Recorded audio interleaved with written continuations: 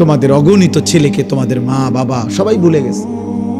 তোমরা মা বাবার ঘরেই ঘুমাও, কিন্তু তোমাদের মা বাবাও আর ডাকে না।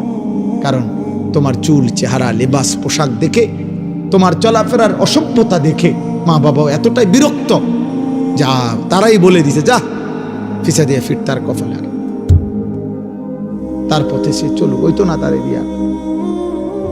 কাঁদে অনেকে, হুজুর চেষ্টা করছে, ওই তো। আজকে একজন আমারে বলছে, হুজুর আমি 2টা বছর আপন সন্তানের কাছে কত কান্দা কাঁদছি, আল্লাহর একটা সেজদা দিতে দেন। এই জন্য বললাম, কোন মানুষের জন্য এর চাইতে বড় লানত, অভিশাপ আর কি যে তার আপন মা বাবাও এখন আর তার আখিরাতের জন্য ভাবে না। বিষয়টা চিন্তা করে দেন। আপন বাবা মা ছেড়ে দিছে, যা পরে দিয়ে আর হইতো না, তাহলে আর তার জন্য দুনিয়াতে ভাববে কে? এর চাইতে আপন হবে কে? স্বার্থপর এই দুনিয়ায়, বাকিরা তো সবাই স্বার্থপর। তো এখন মা বাবাও যদি ভুলে যায়, তাহলে আব্বা তোমা করে ফিরাবে কে? রশি ছেড়ে দিলে গাভী, রশি ছেড়ে দিলে ছাগল, রশি ছেড়ে দিলে বকরি পথ হারায় ফেলবে। কেউ যদি ধরে না রাখে, কেউ যদি ধরে না রাখে, খোদার কসম আমি বললাম, তাহলে তো সে পথ হারায় ফেলবে।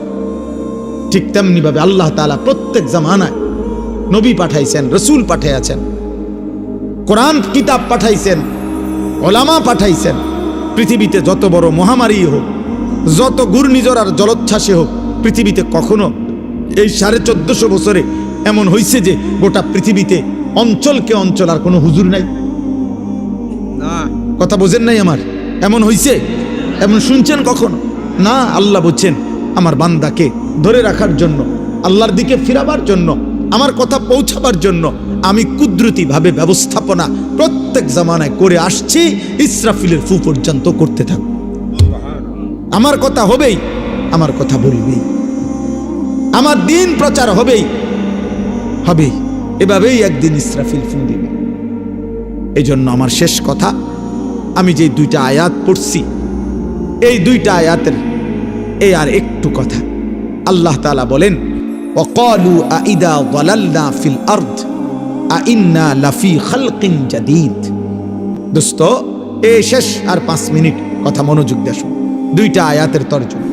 আল্লাহ তাআলা বলেন, সমস্ত কাফের মুশরিক মক্কার বেঈমানরা নবীজিকে প্রতিদিন বলতো, মুহাম্মদ